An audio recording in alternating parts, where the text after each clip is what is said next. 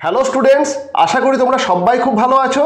আমি পার্থপ্রতিম সরকার এবং তোমরা এখন রয়েছো কনফিডেন্ট ইংলিশ উইথ পার্থ স্যারের টিউটোরিয়ালে। আজকের এই tutorial West Bengal board of secondary এডুকেশনের ক্লাস 8-এর ছাত্রছাত্রীদের জন্য, যেখানে আমি করাবো তোমাদের যেটি lesson 4 the great escape by Sugata Bose তার অ্যাক্টিভিটিসগুলো। আমাদের আগের টিউটোরিয়ালে আমরা দ্য গ্রেট এস্কেপ পড়ে গেছি, তারা বঙ্গানুবাদ করে গেছি। আজকে আমরা দ্য গ্রেট এস্কেপের যাবতীয় অ্যাক্টিভিটিসগুলো করে নেব। ওকে, চলো আমরা দ্য গ্রেট এস্কেপের অ্যাক্টিভিটিসগুলো শুরু করি। অ্যাক্টিভিটি 6, অ্যাক্টিভিটি 6-এ কী বলছে? Fill in the following chart with information from the text. নিচেতে একটা চার্ট দেওয়া আছে, সেই চার্টটাকে বই থেকে ইনফরমেশন নিয়ে ফিল আপ করতে হবে। এখানে দেখো চার্টেতে দুটো ভাগ করা আছে, এক সাইডে আছে হোয়াট মানে কি, এবং হোয়াই অন্য সাইডে আছে হোয়াই মানে কেন। তা হোয়াটেতে দুটো ইনফরমেশন দেওয়া আছে, কি ঘটনা ঘটেছে, আর হোয়াইতে কিছু দেওয়া নেই, মানে কেন সেটা ঘটেছে আমাদেরকে এই বই থেকে ইনফরমেশন নিয়ে লিখতে হবে। আবার হোয়াইতে দুটো পয়েন্ট দেওয়া আছে, কিন্তু হোয়াটে কিছু নেই, মানে কেন ঘটেছে তার যে উত্তর সেটাও আমাদেরকে এই বই থেকে ইনফরমেশন নিয়ে লিখতে হবে। চলো একবার দেখে নিই কী কী পয়েন্ট দেওয়া আছে। নাম্বার ওয়ান হোয়াটের ঘরে দেওয়া আছে Subhas and Sisir tiptoed down the back stair. Subhas এবং শিশির খুব সন্তর্পণে পিছনের সিঁড়ি দিয়ে নেমে এলো। কি ঘটনা সেটা দেওয়া আছে, কিন্তু কেন সেটা হয়েছিল সেটা দেওয়া নেই, আমাদেরকে ইনফরমেশনটা বই থেকে নিয়ে লিখতে হবে। এরকম 4টে পয়েন্ট হোয়াটের ঘরে দুটো এবং হোয়াইয়ের ঘরে দুটো পয়েন্ট দেওয়া আছে, এবং আমাদেরকে ইনফরমেশন নিয়ে এই যে পুরো চার্টটাকে কমপ্লিট করতে হবে। ওকে, চলো এইগুলো আমি একবার লিখে তোমাদের সঙ্গে আলোচনা করি। দেখো আমার চার্টটা বোর্ডে পুরো লেখা হয়ে গেছে। আমি হোয়াট এবং হোয়াই মানে হোয়াটের ঘরে যেগুলো বইয়ে দেওয়া আছে সেগুলোও লিখে দিয়েছি, এবং উত্তরটা যেটা হবে সেটাও লিখে দিয়েছি। যেগুলো বইয়ে দেওয়া আছে সেগুলো নীল কালিতে লিখেছি, যেটা উত্তর হবে সেটা কালো কালিতে লিখেছি। হোয়াট এবং হোয়াই পুরো চার্টটাকে আমি কমপ্লিট করে ফেলেছি। এরপরে তোমাদের সঙ্গে আলোচনা করে দিই। এটা এই কারণে করলাম যে যখন বলবো তাহলে পাশে পাশে উত্তরগুলো কিভাবে তোমরা বই থেকে খুঁজে করবে সেটা বলতে আমার সুবিধা হবে। ওকে, চলো একবার দেখে নিই। নাম্বার 1-এ হোয়াটের ঘরে দেওয়া আছে Subhas and Sisir tiptoed down the back stair. Subhas এবং শিশির খুব নিঃশব্দে পেছনে সিঁড়ি বেয়ে নেমে এলো।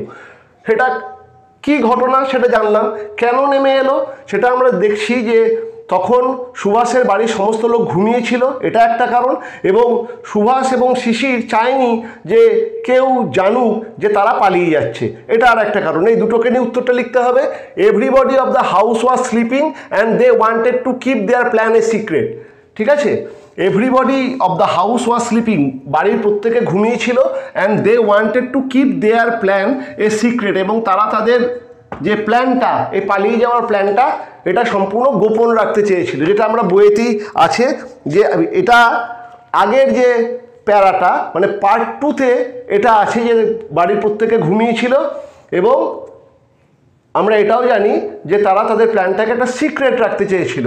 সেটার রেফারেন্স ধরে এই উত্তরটা করতে হবে।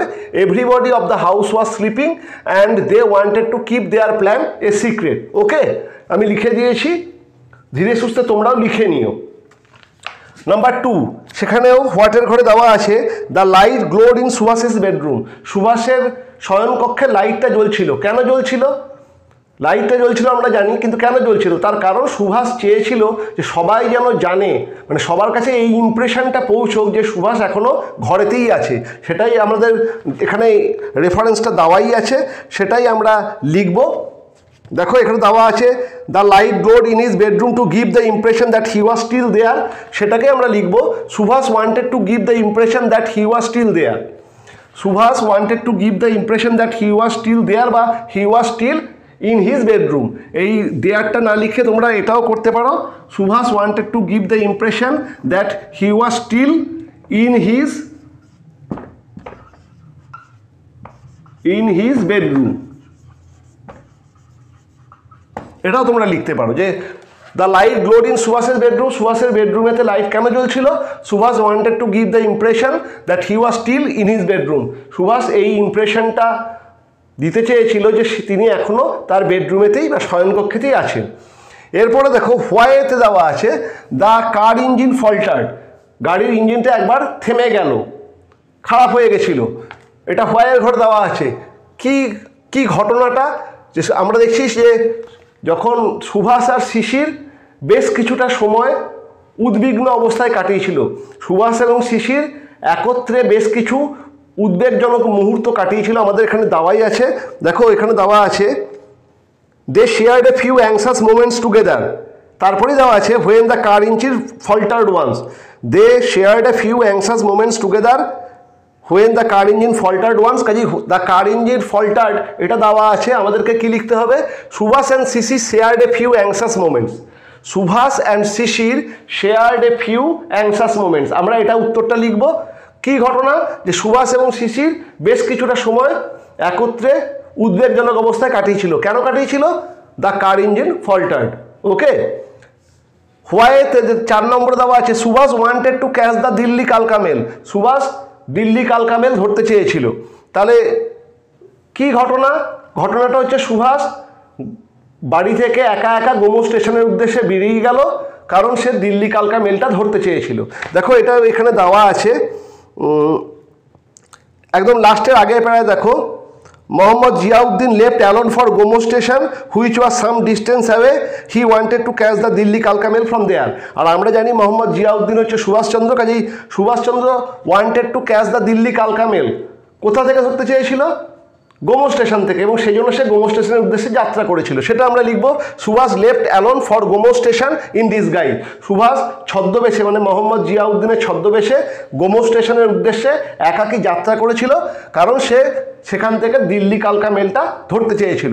কাজেই এখানে দেওয়া আছে Subhash wanted to catch the Delhi কালকা মেল, আমাদের লিখতে হবে Subhas left alone for Gomoh station in disguise. Okay, তা আমি এইটার প্রশ্ন এবং উত্তর দুটোই আমি লিখে দিয়েছি তোমাদের যাতে বুঝতে সুবিধা হয়। তোমরা এটার একটা স্ক্রিনশট নিয়ে নাও এবং ধীরে সুস্থে খাতায় ভালো করে লিখে নিও। ওকে, কারণ এই প্রথমের যে উত্তরটা এটার রেফারেন্সটা পুরনো মানে পার্ট 2 থেকে নিয়ে আমাদেরকে করতে হবে, আর বাকিগুলোকেও গুছিয়ে লিখতে হবে। কাজেই তোমরা এইটার পুরোটাই হোয়াট এবং হোয়াইয়ের এই যে আমি করে দিয়েছি এটা একটা স্ক্রিনশট নিয়ে ধীরে সুস্থে খাতায় লিখে নিও। ওকে, আমি আরেকবার বলে দিই what, Subhas and Sisir tiptoed down the backstairs, তার কারণ কি? Everybody of the house was sleeping and they wanted to keep their plan a secret. Number 2, the light glowed in Subhas's bedroom, উত্তর হচ্ছে Subhas wanted to give the impression that he was still in his bedroom. Number 3-তে why আছে the car engine faltered, what হবে? Subhas and Sisir shared a few anxious moments. আর number 4, Subhas wanted to catch the Delhi কালকা mail, তার হোয়াটের ঘরে লিখতে হবে Subhas left alone for Gomoh station in disguise. Okay, এটাকে একটা স্ক্রিনশট নিয়ে নিও, ঠিক আছে? তারপর ধীরে সুস্থে খাতায় লিখে নিও।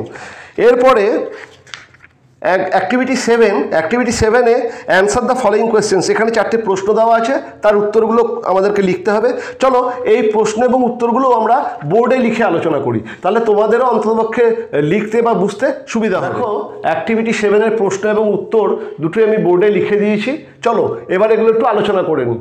ওকে, প্রশ্ন এবং উত্তর দুটোই আমি বোর্ডে লিখে দিয়েছি, তোমাদের সুবিধাই হবে। 7-এর A, in which direction did Sisir drive after leaving Elgin Road, in which direction did Sisir drive after leaving Elgin Road, Elgin Road ত্যাগ করার পরে শিশির কোন দিকে গাড়ি ছোটালো? আমরা দেখছি এলগিন রোড ত্যাগ করার পরে শিশির সোজা চলে যাচ্ছে কোথায়, মানে আমরা সেটা দেখতে পাচ্ছি তার পরের দিন, যেদিনকে তারা ঘর ত্যাগ করেছিল তার পরের দিন সকাল 8:30টায় তারা বারাড়ি নেয়ার ধানবাদ সেখানে পৌঁছে যাচ্ছে। কাজে শিশির সেই দিকের উদ্দেশ্যে গাড়িটা ছুটিয়েছিল। তো যে আমরা উত্তরটা লিখব শিশির drove towards Bararee, near Dhanbad after leaving Elgin Road. In which direction did Sisir drive after leaving Elgin Road? Sisir drove towards Bararee, BARAREE, বইয়েই দেওয়া আছে Bararee, near Dhanbad after leaving Elgin Road. Okay, B, who was Ashok? Question mark, how did he help in Subhas escape? অশোককে এবং সুভাষের পলায়নে বা সুভাষের এই নিষ্ক্রমণে কিভাবে সে সাহায্য করেছিল? আমরা দেখছি অশোক হচ্ছে শিশিরের ভাই, এবং সুভাষ এবং শিশির তারা যখন ঘর ত্যাগ করেছিল তারা গিয়ে অশোকের ঘরেতে গিয়েই আশ্রয় নিয়েছিল, মানে বারাড়িতে অশোকের বাড়ি, সেখানে গিয়ে তারা উঠেছিল। আমরা সেটাই লিখব। Ashok was the brother of Sisir, Ashok সুভাষের ভাই, তাহলে who was Ashok? Ashok was the brother of Sisir. How did he help in Subhash escape? During the escape, Subhash and Shishir put up at Ashok's house at Barari near Dhanbad. During the escape, Subhash and Shishir put up at Ashok's house near Barari. Ashok's house at Barari near Dhanbad. ওকে, এটা বইয়েই দেওয়া আছে। দেখো বইয়ের এই যে একদম third পার্টের একদম মাঝামাঝিতে দেখো, they put up at the house of Sisir brother Ashok. বারাড়িতে গিয়ে তারা শিশিরের ভাই অশোকের বাড়িতে গিয়ে উঠলো, কাজে আমরা সেটাই লিখেছি। Ashok was the brother of Sisir. During the escape Subhas and Sisir put up at Ashok's house at Bararee near Dhanbad. Okay, C describe Sisir last sight of Subhas. সুভাষকে শিশির শেষবার কিভাবে দেখলো? তোমাকে বর্ণনা করতে হবে যে সুভাষ যখন শিশিরকে ছেড়ে সেই গোমো স্টেশনের প্ল্যাটফর্মে ওভারব্রিজ ক্রস করে অন্য দিকের প্ল্যাটফর্মে চলে যাচ্ছে, কিভাবে যাচ্ছে, শেষ দৃশ্য যখন শিশির সুভাষকে কীরকম অবস্থায় শেষবারের মতো দেখলো, সেটা আমরা লিখবো Sisir watch Subhas mount the railway overbridge and walk across it with his usual majestic gait. আমাদের একদম দাওয়াই আছে এই 37 পাতার লাস্ট একদম সেকেন্ড লাইনেই দেখো শিশির, ফার্স্ট লাইনে শিশির আছে। দেখো Sisir watched him mount the railway overbridge and walk across it with his usual majestic gait, সেটাই আমরা লিখবো Sisir watch Subhas mount the railway overbridge and walk across it with his usual majestic gait. রাজকীয়ভাবে সুভাষ সেই রেলওয়ে ওভারব্রিজের উপরে চড়লো এবং গটগট করে হাঁটতে হাঁটতে সে রেলওয়ে ওভারব্রিজ থেকে উল্টো দিকের প্ল্যাটফর্মে নেমে গেল, সেভাবেই শিশির দেখেছিল। নাম্বার ডি দেখো, why did Sisir pick Subhas up in his car a little farther from Ashok's house? কেন শিশির সুভাষকে অশোকের বাড়ি থেকে একটু দূরে তার গাড়িতে চাপিয়েছিল? আমরা দেখছি যে সুভাষ এবং শিশির কেউই চায়নি যে অশোকের কাছেও তাদের পরিচয়টা প্রকাশিত হয়ে যাক, মানে সুভাষের পরিচয়টা প্রকাশিত হয়ে যাক। সুভাষ যে তারই কাকা সেটা যেন অশোক না জানতে পারে, মানে কাউকেই তারা তাদের এই পরিচয়টাকে সুভাষের পরিচয়টাকে প্রকাশ করতে চায়নি। তাই আমরা দেখছি সুভাষ একাকী অশোকের বাড়ি থেকে বেরিয়ে আসছে এবং শিশির তার গাড়িটাকে একটু নিয়ে গিয়ে একটু দূর থেকে সুভাষকে পিক আপ করছে। আমরা সেটাই লিখব, as they wanted to keep the identity of Subhas a top secret, Sisir picked up Subhas in his car a little farther from Ashok's house. As they wanted to keep the identity of Subhas a top secret, সুভাষের আইডেন্টিটিটাকে পরিচয়টাকে গোপন রাখাটা তাদের কাছে প্রধান বিষয় ছিল, Sisir picked up Subhas in his car a little farther from Ashok's house. Sisir সুভাষকে অশোকের বাড়ি থেকে একটু দূরে পিক করলো। প্রশ্ন এবং উত্তরগুলো লিখে দিলাম, এগুলো খুবই ইম্পর্টেন্ট, তোমরা লিখে নাও। যদি লিখতে অসুবিধা হয় একটা স্ক্রিনশট অসুবিধা হতে পারে, তাহলে একটা স্ক্রিনশট নিয়ে নাও এবং ধীরে সুস্থে জুম করে সেটাকে লিখে নিও। এই প্রশ্ন উত্তরগুলো কিন্তু খুব ইম্পর্টেন্ট। ওকে, দেখে নাও,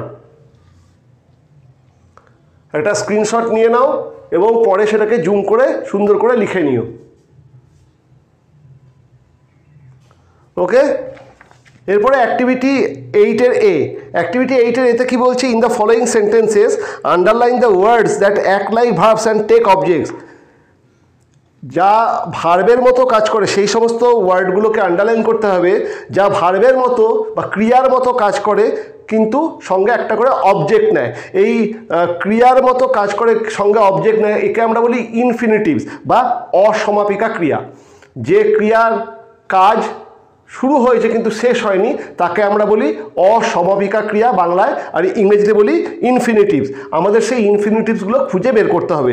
ইনফিনিটিভস খুঁজে বের করা সবথেকে সুবিধা হচ্ছে ইনফিনিটিভের আগে একটা টু দেখতে পাবে, টু, ঠিক আছে? এবার টু এর পরে যে ভার্বটা রয়েছে ওই টু এবং ভার্বটাকে নিলেই ইনফিনিটিভ হয়ে যাবে। যেমন দেখো এখানে দেওয়া আছে 1-এ, he likes to play badminton. He likes to play badminton, এখানে যদি underline the words that act like verbs and take objects, এই টু প্লেতে আমরা আন্ডারলাইন করব। He likes to play badminton, এই টু প্লেতে আমরা আন্ডারলাইন করব। এই যে টু প্লে, এটা হচ্ছে ইনফিনিটিভস বা অসমাপিকা ক্রিয়া। ওকে, নাম্বার 2 দেখো, his habit is to read the news paper daily. এই টু রিড এটাকে আন্ডারলাইন করব। Number 3, her greatest pleasure is to dance, এই টু ড্যান্সটাকে আন্ডারলাইন করবো। কাজেই to play, to read, to dance এগুলো প্রত্যেকটা হচ্ছে ইনফিনিটিভস, এগুলোকে আমরা বলি ইনফিনিটিভ বা বাংলায় বলা হয় অসমাপিকা ক্রিয়া। ওকে, এটা দেখে আমাদের এবার অ্যাক্টিভিটি 8-এর বিতে যেগুলো আছে সেগুলোকে করতে হবে। কি দেওয়া আছে 8-এর বিতে? Underline the infinitives in the following sentences.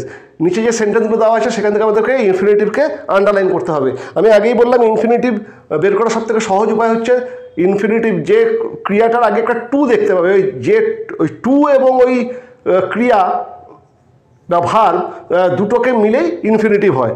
ঠিক আছে, এবার অ্যাক্টিভিটি 8-এর বি, অ্যাক্টিভিটি 8-এর বিতে কী বলছে?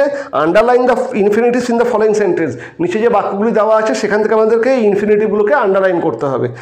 আমি আগেই বললাম ইনফিনিটিভ চেনার সব থেকে সহজ উপায় হচ্ছে যে ভার্বের আগে টু বসবে, টু এবং ভার্ব ওই দুটোকে মিলে ইনফিনিটিভ তৈরি হয় বা অসমাপিকা ক্রিয়া তৈরি হয়।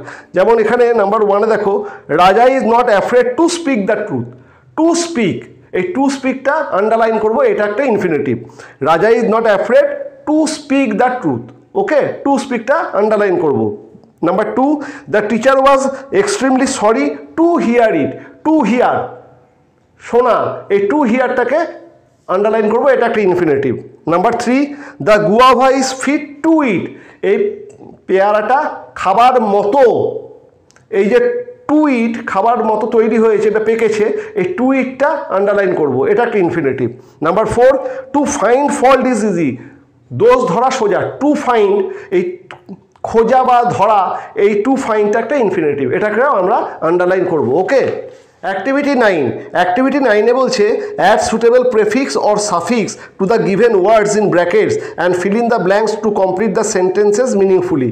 আমাদের এখানেতে ব্র্যাকেটের মধ্যে যে ওয়ার্ডগুলো আসে তার সঙ্গে প্রেফিক্স বা সাফিক্স, প্রেফিক্স মানে হচ্ছে ওয়ার্ডের আগে কয়েকটা লেটার বসে নতুন ওয়ার্ড তৈরি হওয়া, বা সাফিক্স মানে হচ্ছে ওয়ার্ডের পরে কিছু লেটার বসে নতুন ওয়ার্ড তৈরি হওয়া, সেরকম ওয়ার্ড তৈরি করতে হবে এবং তা দিয়ে আমাদেরকে শূন্যস্থানগুলো পূর্ণ করতে হবে। A, the children were full of, bracket আছে excite, as they went for a picnic. এই এক্সাইটের সাফিক্স হচ্ছে এক্সাইটমেন্ট, আমরা এক্সাইটমেন্ট দিয়ে শূন্যস্থানটা করবো। The children are full of excitement as they went for a picnic. ছেলেমেয়েরা খুব উত্তেজিত হয়েছিল যখন তারা একটা পিকনিকে গেছিলো। B, we should not courage, ব্র্যাকেটের মধ্যে কারেজ আছে এনি ওয়ান, কারেজের প্রেফিক্স হচ্ছে ডিসকারেজ।